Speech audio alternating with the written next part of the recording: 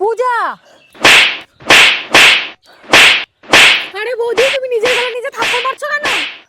আমি তোমাকে এখনই বোঝাচ্ছি আমি নিজের গালে কেন থাপ্পড় মারছি। কি গো শোনো না। পূজা পূজা, কেন মারছো তুমি আমাকে? আরে কি হয়েছে তোমাদের? তোমরা এত চিল্লামিল্লি করছো কেন?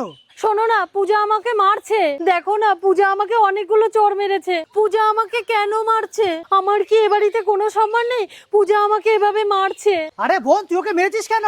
পূজা, তুমি আমাকে কেন মারো সব সময়? বোন, এটা আমি কি শুনছি? তুই সবসময় কেন তোর বৌদিকে হাত তুলিস? কেন, কি কারণে?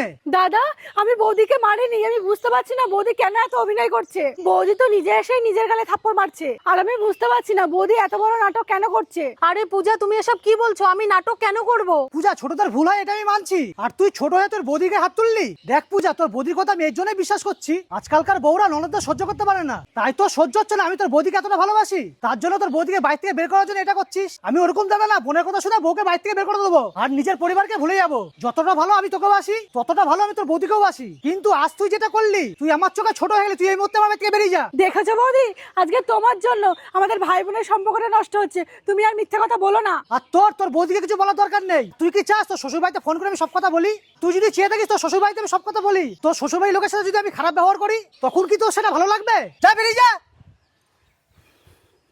সরি পিঙ্কি, তুমি এই কথা কাউকে বলো না, তাহলে আমাদের এবারই সম্মান চলে যাবে। ঠিক আছে। ঠিক আছে, ভিতরে যাও। স্যার দাঁড়ান, আপনার সাথে আমার কিছু কথা আছে। হ্যাঁ বল, কি বলবি? আপনি যেটা আপনার বোনের সাথে করলেন সেটা খুব খারাপ করলেন। শোন রঞ্জিত, এটা আমাদের ব্যাপারে, এর মধ্যে তুই থাকিস না। কিন্তু স্যার, আপনি আপনার বোনের সাথে খুব অন্যায় করেছেন। তুই জানিস পূজা কি করেছে? তোর বৌদিকে থাপ্পড় মেরেছে। হ্যাঁ, আমি সবই জানি। আপনাকে এভাবে বললে আপনি বিশ্বাস করবেন না, তার জন্য আমি আমার সাথে প্রমাণ নিয়ে এসেছি। প্রমাণ? কি প্রমাণ? স্যার, এই ভিডিওটা দেখুন, কে কাকে থাপ্পড় মেরেছে। আর বৌদি তো নিজের গালেই থাপ্পড় মেরেছে, আর পূজা ম্যাডামের নামে দোষ দিচ্ছে। আরে পিঙ্কি তো সত্যি নাটক করছিল। আমি তো পিঙ্কির কথা শুনে পূজাকে তাড়িয়ে দিলাম। রঞ্জিত, তুই অনেক বুদ্ধিমানের কাজ করেছিস। ঠিক আছে, তোকে আরেকটা কাজ করতে হবে, আর এখন আমার সাথে চল।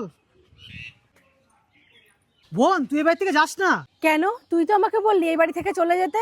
হ্যাঁ, আমি বলেছিলাম, তখন আমি সত্যিটা জানতাম না। তারপরে রঞ্জিত আমাকে সবটাই দেখালো। মানে? আমি কিছু বুঝলাম না। মানে এটাই, বৌদি যখন বৌদির গালে থাপ্পড় মারছিল আমি সেটা দেখেছি, আর আমি তখন কাজে যাচ্ছিলাম, তখন আমি ওই ভিডিওটা বানিয়ে নিয়েছিলাম যেন আমি স্যারকে সব সত্যিটা দেখাতে পারি। পূজা, তুই আমাকে ক্ষমা করে দিস, এই ভুল আর কখনো হবে না। এই বাড়ি থেকে তুই না, পিঙ্কি যাবে। পিঙ্কি, পিঙ্কি।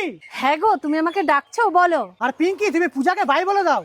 আমি তো সবসময় পূজাকে নিজের বোনের মতো ভাবতাম, আর ভাবতাম আমরা মিলেমিশে থাকবো সব সময়। পিঙ্কি, তুমি এখন চুপ করো, সব প্রমাণ কিন্তু আমার কাছে আছে। তুমি যে তোমার নিজের গায়ে থাপ্পড় মারছিলে না, আর সেই ভিডিওটা না রঞ্জিত করেছে, আর সেটা না আমাকে দেখিয়েছে। তুমি কেন করলে এটা? কারণ আমি চেয়েছিলাম যে পূজা সবসময় এই বাড়িতে এসে থাকে। আমি চাই না ও এই বাড়িতে সবসময় আসুক আর এখানে থাকুক। আর ওর এখন বিয়ে হয়ে গেছে, ও সবসময় শ্বশুর